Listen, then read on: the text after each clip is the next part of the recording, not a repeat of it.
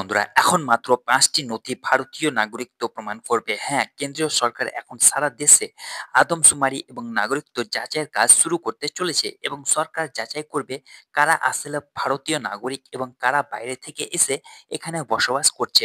আপনাদের মনে থাকবে যে পেহেলগাম হামলার পর কেন্দ্রীয় সরকার এখন সতর্ক অবস্থানে এসেছে। এই কারণে এখন নাগরিকদের তথ্য এবং পরিচয় সংশোধনের জন্য দ্রুত পদক্ষেপ নেওয়া হচ্ছে। এখন অনেকেই মনে করেন যে যদি তাদের Aadhaar card, PAN card, ration card এমনকি পাসপোর্ট থেকে থাকে তাহলে তারা নিরাপদ। কিন্তু আপনাদের জানিয়ে রাখি যে আপনি জেনে অবাক হবেন যে এই সমস্ত নথি আপনার নাগরিকত্ব প্রমাণ করে না। হ্যাঁ, তা আধার কার্ড হোক বা প্যান কার্ড হোক, রেশন কার্ড হোক বা পাসপোর্ট, এগুলি কেবল পরিচয়পত্র, নাগরিকত্বের প্রমাণ নয়। অনেকে মনে করেন যে আমাদের যদি Aadhaar card, PAN card, ration card, passport থাকে তাহলে সবকিছু ঠিক আছে। কিন্তু সরকার স্পষ্ট করে দিয়েছে যে নাগরিকদের জন্য কেবল ২টি বিশেষ নথি বৈধ হবে। এখন মাত্র ৫টি নথি রয়েছে যা ভারতীয় নাগরিকত্ব প্রমাণ করবে। আর এই ৫টি নথির মধ্যে মাত্র ২টি নথি এমন যা আপনাদের নাগরিকদের দৃঢ় প্রমাণ হিসেবে বিবেচিত হবে। তাহলে এখন থেকে আপনাকে কোন নথিগুলি প্রস্তুত রাখতে হবে যাতে নাগরিকদের বিষয়টি উঠলে পরে আপনাকে অনুশোচনা করতে না হয়। এই ২টি নথি আপনার নাগরিকত্ব প্রমাণ করবে।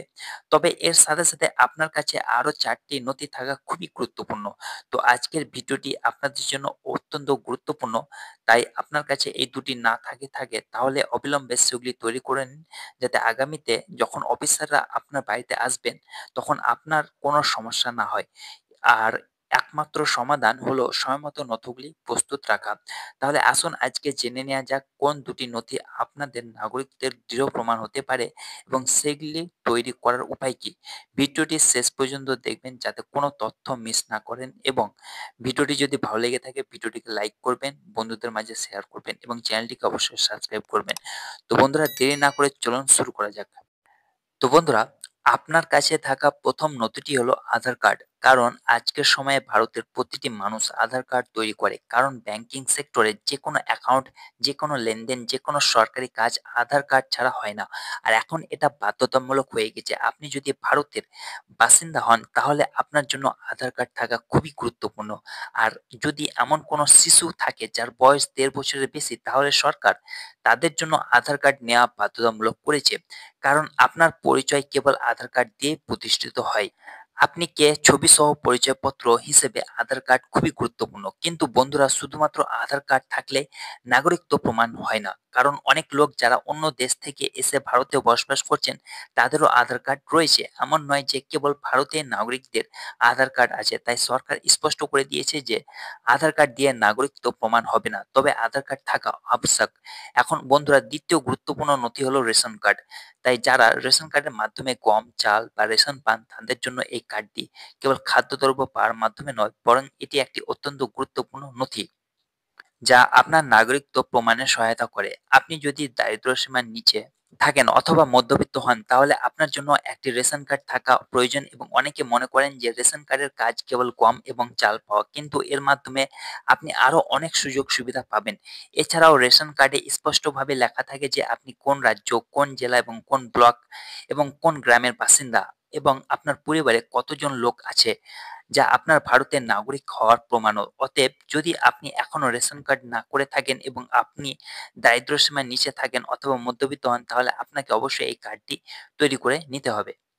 কারণ পরবর্তীতে এই কার্ডটি আপনার পরিচয় এবং নাগরিকত্ব প্রমাণের জন্য অত্যন্ত গুরুত্বপূর্ণ প্রমাণিত হবে। এখন বন্ধুরা প্যান কার্ডকে একটি গুরুত্বপূর্ণ নথি হিসেবে বিবেচনা করা হয় কারণ এই কার্ডটি আয়কর বিভাগের সাথে সংযুক্ত। তাই যদি আপনি ভারতের নাগরিক হন এবং আপনি কখনো ব্যাংকিং বা কর সম্পর্কিত কোনো কাজ করে থাকেন তাহলে আপনার অবশ্যই একটি প্যান কার্ড থাকতে হবে। এর পাশাপাশি অনেকে মনে করেন যে শুধুমাত্র যারা বিদেশে যাচ্ছেন তাদের পাসপোর্ট থাকা উচিত, যেমন দুবাই, কুয়েত, সৌদি আমেরিকা বা লন্ডন। পাসপোর্টও এমন একটি গুরুত্বপূর্ণ নথি যা আপনার পরিচয় এবং নাগরিকত্ব উভয়ের সাথে সম্পর্কিত। মানুষের এই ভুল ধারণা রয়েছে যে পাসপোর্ট কেবল তাদের জন্য যারা বিদেশে যান, কিন্তু তা নয়।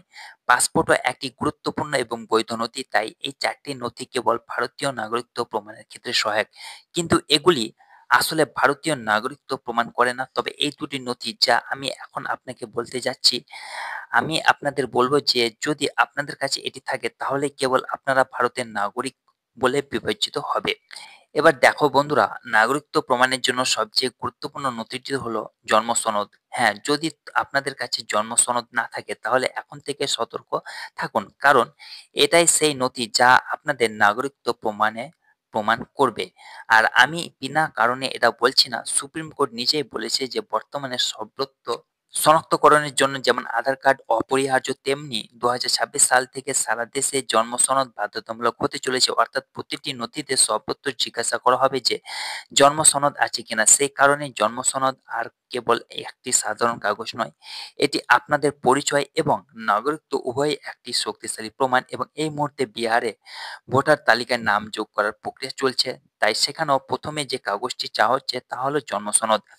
যাদের নাম যোগ করা হচ্ছে তাদের কাছ থেকে নয়, তাদের বাবা-মায়ের কাছ থেকেও জন্ম সনদ চাওয়া হচ্ছে। এ থেকে স্পষ্ট যে আগামী সময়ে এই নথিটি প্রতিটি নাগরিকের জন্য বাধ্যতামূলক হতে চলেছে। এখন বন্ধুরা, দ্বিতীয় সবচেয়ে গুরুত্বপূর্ণ নথি যার সাহায্যে আপনাদের ভারতের নাগরিকত্ব প্রমাণ করা যাবে তা হলো ভোটার আইডি কার্ড। হ্যাঁ, আপনার অবশ্যই জানা উচিত যে কেবলমাত্র যারা এই দেশের নাগরিক তাদেরই ভোটার কার্ড আইডি থাকে। কারণ কেবলমাত্র ভারতের নাগরিকদের ভোট দেওয়ার অধিকার আছে এবং যে কেউ যেকোনো রাজ্যের বাসিন্দা, যেমন যে কেউ যদি বিহারে ভোট দেয় তবে তার অর্থ হলো তিনি বিহারের নাগরিক।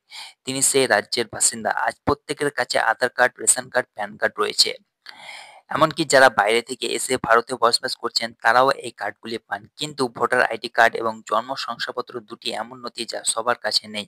বিশেষ করে জন্ম শংসাপত্র, এটি অত্যন্ত গুরুত্বপূর্ণ হয়ে উঠেছে। এবং আমরা আপনাকে বলি যে বিহারে বর্তমানে যাচাইকরণ চলছে এবং ভোটার তালিকায় নাম যুক্ত করা হচ্ছে। এই প্রক্রিয়ায় প্রথম যে নথিটি চাওয়া হচ্ছে তা হলো জন্ম শংসাপত্র। অর্থাৎ এটা স্পষ্ট যে নির্বাচন কমিশন নিজেই বিশ্বাস করে যে জন্ম শংসাপত্র এবং ভোটার আইডি দুটি সবচেয়ে গুরুত্বপূর্ণ নথি। তো বন্ধুরা, এখন আপনারা নিশ্চয়ই নাগরিকত্ব প্রমাণের জন্য কোন নথিগুলি সবচেয়ে গুরুত্বপূর্ণ সে সম্পর্কে সম্পূর্ণ তথ্য পেয়েছেন। আশা করি এখন আপনারা কোনো ভুল করবেন না এবং সময় মতো আপনার প্রয়োজনীয় নথি প্রস্তুত করে নেবেন।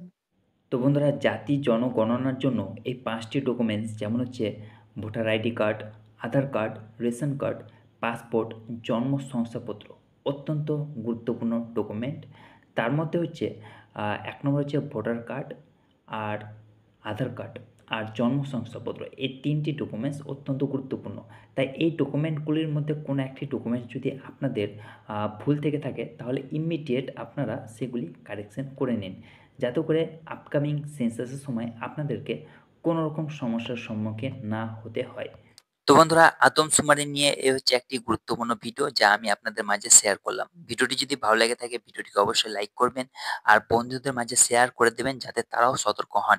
আর যদি চ্যানেলটিকে এখনো অবধি সাবস্ক্রাইব না করে থাকেন তো অবশ্যই চ্যানেলটিকে সাবস্ক্রাইব করবেন। ভালো থাকুন, সুস্থ থাকুন। আবার দেখা হবে নতুন এক টপিকে, নতুন এক বিষয়ে। ধন্যবাদ।